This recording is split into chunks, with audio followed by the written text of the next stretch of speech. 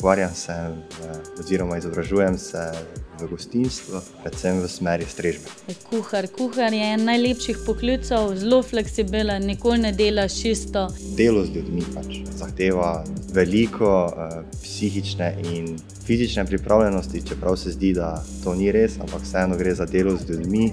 V bistvu, če isto stvar delaš, ne bo ista, se pravi teoretično čisto vsakič nekaj drugega narediš. Pa predvsem mi je všeč to, da ni to monotoni poklic, torej vsak dan se je treba nekaj novega znajti, različni ljudje prihajajo, ki imajo različne želje. Po želji lahko kreiraš vse možne in nemožne kombinacije, pa mogoče na koncu še dobro vam pride.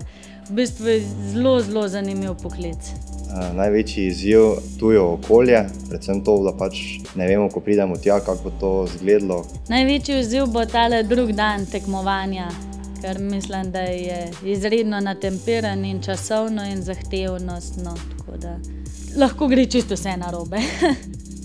Tega tekmovanja pričakujem, upam, na čim boljšo uvrstitev, drugače pa navezati stike s tujimi študenti, dijaki, z možnostjo kakšne izmenjave glede učenja tega. Spoznavanje francoske kulture tudi, saj vemo, da pač iz te naše stroke oni prednjačijo in oziroma so postavili določena pravila v tej stroki.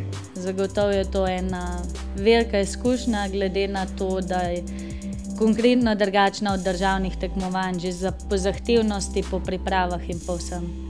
Jurij Črnčec, Simona Maček. In predstavljava Slovenijo v kuharstvu in strežbi na tekmovanju Euroskills 2014.